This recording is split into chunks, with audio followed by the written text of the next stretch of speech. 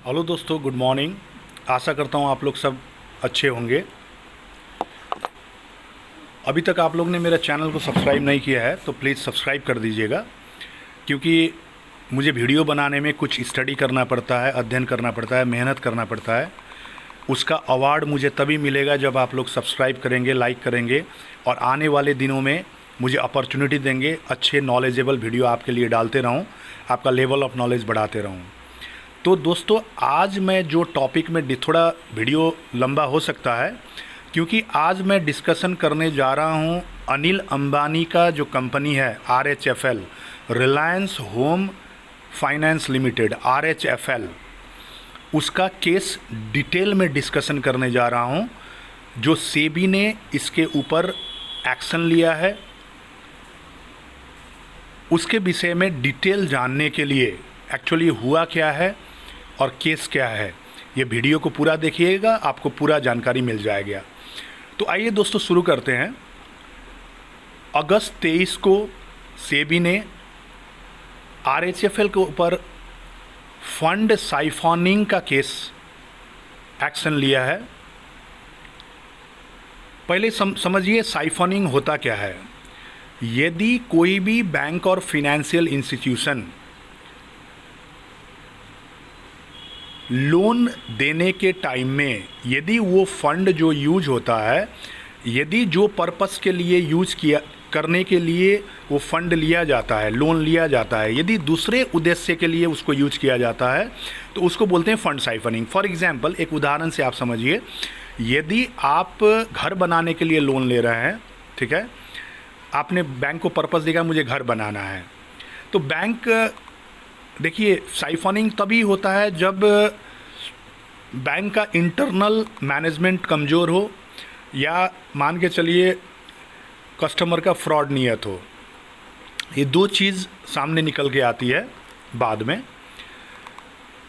तो साइफनिंग का मतलब आपने घर बनाने के लिए लोन लिया, मगर मान के चलिए वो फंड आपने दूसरे किसी चीज़ के लिए यूज कर दिया, तो इसको बोलते हैं फंड साइफनिंग। तो यही केस निकल के आया है और लोन देने में गड़बड़ी हुआ है RHFL द्वारा। इसको डिटेल में समझते हैं। तो एक तो बात आपको समझ में आ गई कि RHFL का केस जो अभी सेबी ने एक्शन लिया है वो फंड साइफनिंग का है। तो आइए दोस्तों जानते हैं डिटेल में। दोस्तों, सेबी ने टोटल 27 इंडिविजुअल्स, 27 लोगों के ऊपर एक्शन लिया है, जिसमें अनिल अंबानी, उसके ग्रुप फॉर्म्स और उसके जो पूर्व निर्देशक डायरेक्टर्स थे, वो सारे के ऊपर, RHFL के सारे के ऊपर सेबी ने एक्शन लिया है। और टोटल 24 लोगों को सेबी ने बैन किया है 5 साल के लिए, कोई भी सिक्योरिटीज़ ट्रांजैक्शन के लिए सिक्योरिटी मार्केट से। इन लोगों को 5 साल के लिए दूर रखा गया है सिक्योरिटीज़ मार्केट से। ठीक है दोस्तों। अब इस विषय में अनिल अंबानी की तरफ से कोई कमेंट नहीं आया है, ये लोन के विषय में या प्रमोटर्स के विषय में। तो ये लोन जो गड़बड़ी हुआ है, ये लोन देने में गड़बड़ी ये हुआ है, जितने भी कंपनियों को लोन दिया गया है सारे प्रमोटर्स लिंक्ड कंपनी है। जितने भी RHFL के प्रमोटर्स हैं उनके लिंक्ड कंपनीज को लोन दिया गया है। तो यहाँ तक तो आपको समझ में आ गया है थोड़ा बहुत कि गड़बड़ी शुरुआत हो गई है, क्योंकि according to the rule of RBI कोई भी कंपनी के प्रमोटर्स को, प्रमोटर्स लिंक्ड कंपनीज हैं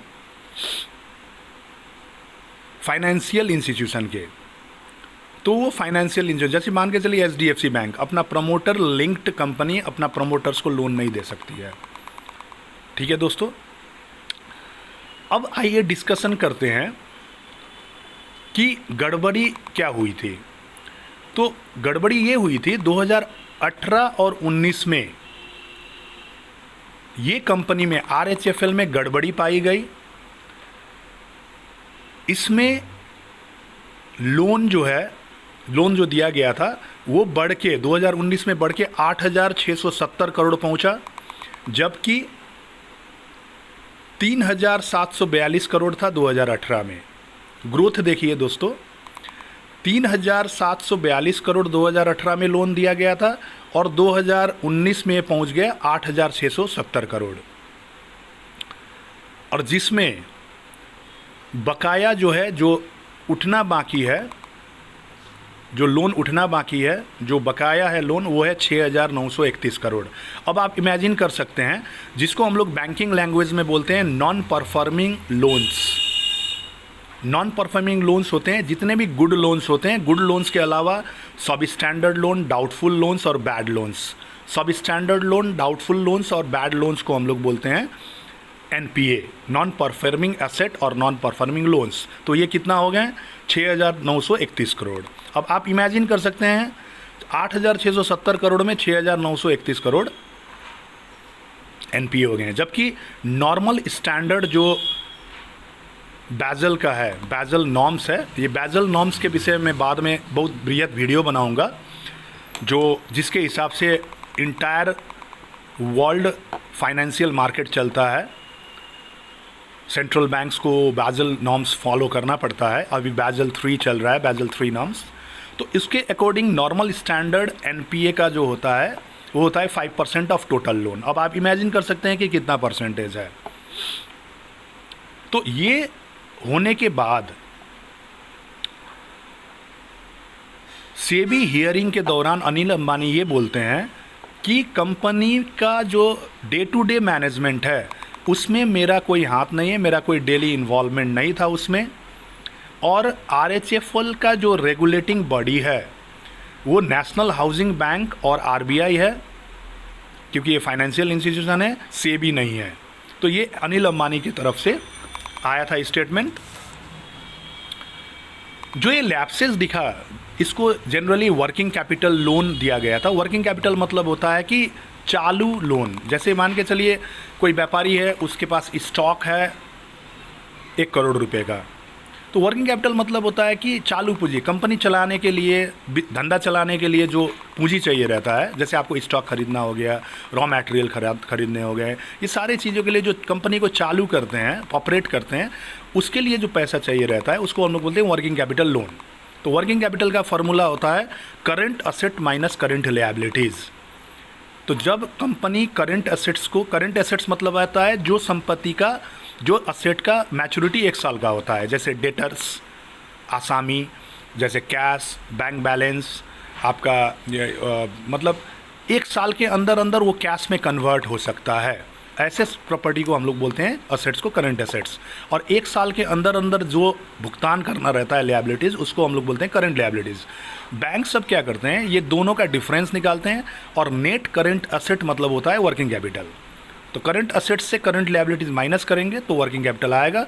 उसके अगेंस्ट कोई बैंक 70%, कोई बैंक 50%, कोई बैंक 80% फाइनेंसिंग रेशियो के हिसाब से लोन प्रोवाइड करते हैं, डिसबर्स करते हैं, तो उसको बोलते हैं वर्किंग कैपिटल लोन। इसमें बहुत सारे लोन्स आते हैं, cash credit loan, CC loan, overdraft loan, ठीक है दोस्तों, हाइपोथिकेशन लोन, हाइपो लोन्स।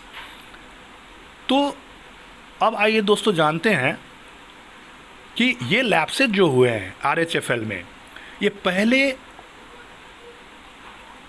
के रिपोर्ट में, जैसे ये लैप्सेस कंफर्म किया गया था रिपोर्ट्स में, PwC आप जानते होंगे, वर्ल्ड रिनाउंड ऑडिटर्स हैं, independent auditors, Price Water corporation, Price Water, और Grant Thornton, GRANT, Grant THORNTON, Grant Thornton, ये 2 इंडिपेंडेंट ऑडिटर ने भी ये लैप्सेस को कैच किया था, ट्रेस किया था, ठीक है दोस्तों। और ये सेबी का जो ऑर्डर आया हुआ है, ये पहले ऑर्डर दिया गया था national financial reporting authority NFRA द्वारा अप्रैल में, और NFRA ने जो नोट किया था लैप्सेस, NFRA ने ये लैप्सेस नोट किया था कि ऑडिटर ने, जो RFLs के ऑडिटर थे, उन्होंने RHFL का लोन डिसबर्सल मतलब लोन देने के टाइम में जो मैकेनिज़्म का यूज़ किया गया था, जो प्रोसेस का यूज़ किया था, वो कमज़ोर था, उसमें कुछ लैप्सेस थी, उसमें कुछ खामियां थी। ठीक है दोस्तों, क्योंकि ऐसे कंपनियों को लोन दिया गया है जो कंपनीज का कोई वित्तीय मतलब वित्तीय फाइनेंशियल वीकनेस, वित्तीय रूप से कमज़ोर कंपनियों को लोन दिया गया है।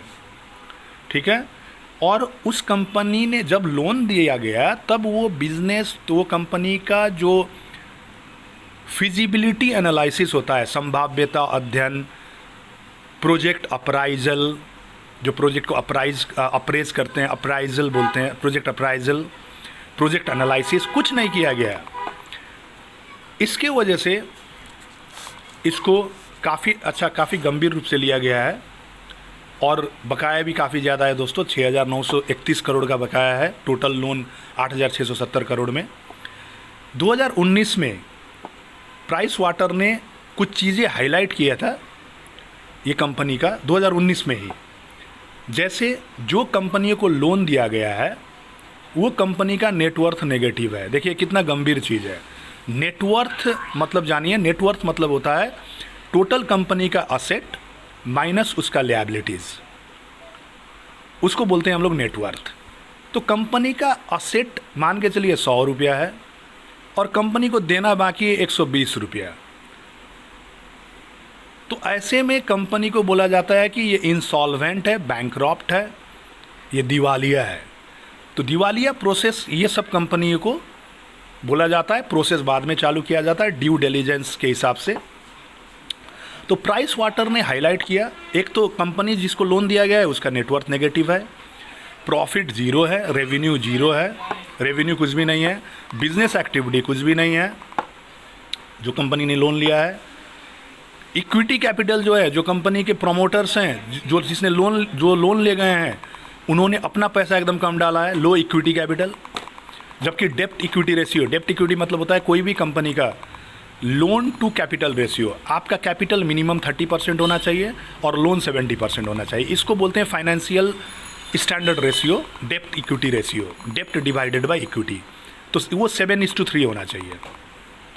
मतलब आपका टोटल कैपिटल का 70% डेप्ट होना चाहिए मैक्सिमम और 30% इक्विटी होना ही चाहिए। वो नहीं पाया गया। जो कंपनी का ग्रुप फर्म्स को पैसा दिया गया था, इनकॉर्पोरेशन को, और लोन डिसबर्समेंट में भी बहुत सारे खामियां प्राइस वाटर द्वारा निकाला गया। तो यहाँ तक आपको क्लियर हो गया होगा कि कितना बड़ा बदमाशी हुआ है RHFL में, किसी भी द्वारा हुआ है। इन्वेस्टिगेशन प्रोसेस में अभी सेबी एक्शन लिया है, सेबी ने एक्शन लिया है इसके ऊपर। तो ये वीडियो देखने के बाद कुछ पॉइंट आपको नोट डाउन करना होगा RHFL का। अब आज के वीडियो के बाद आपको कोई भी RHFL का केस पूछेगा, रिलायंस होम लिमिटेड का केस पूछेगा, फाइनेंस लिमिटेड का, तो आप इजीली उसको डिस्क्राइब कर सकते हैं। पहला नंबर पॉइंट है, जितने भी बोरोवर्स हैं, जितने भी इंटिटीज़ ने लोन लिया है वो सारे अनिल अंबानी से कनेक्टेड हैं, प्रमोटर्स से कनेक्टेड हैं, जो नहीं होना चाहिए था। नंबर सेकंड पॉइंट, ऐसे कंपनियों को लोन दिया गया है जिसका फाइनेंशियल्स फंडामेंटल्स एकदम वीक है, जैसे कि प्राइस वाटर का अभी मैंने पॉइंट वाइज डिस्क्राइब किया। डॉक्यूमेंटेशन सही नहीं है, ड्यू डिलिजेंस ऑडिट नहीं किया गया है, लोन साइफन किया गया है, पैसा जो है जो पर्पस के लिए लिया गया है वर्किंग कैपिटल पर्पस के लिए, उसमें यूज़ नहीं किया गया क्योंकि कोई बिजनेस एक्टिविटी दिखा नहीं। क्योंकि वर्किंग कैपिटल लोन लिया जाता है तो बिजनेस एक्टिविटी दिखना चाहिए, ऑपरेशनल एक्टिविटीज़ नहीं दिखा। डिसबर्स, जिस दिन अप्लाई लोन हुआ उसी दिन डिसबर्स किया गया। चौथा नंबर पॉइंट, आप ऐसा कभी आपने सुना भी नहीं होगा कि कोई बैंक लोन अप्लाई आप करते हैं उसी दिन आपको लोन देती है, वो भी इतना बड़ा लोन। हाँ, छोटा मोटा लोन 40-50 हज़ार का, 1 लाख का, 5 लाख तक का समझ में आता है, मगर इतना बड़ा लोन जो हज़ारों करोड़ में है वो एप्लीकेशन के सेम दिन डिसबर्सल होना, एक उसी में एक बदमाशी दिखता है। और सबसे बड़ी बात, 6,931 करोड़ का जो NPA है वो ये कंपनी का पोजीशन को दिखाती है दोस्तों। तो कृपया करके ये इन्फॉर्मेशन जानने के बाद RHFL का चीज़, RHFL का जो अंदरूनी चीज़ है और जो सेबी ने एक्शन लिया आपको क्लियर हो गया होगा।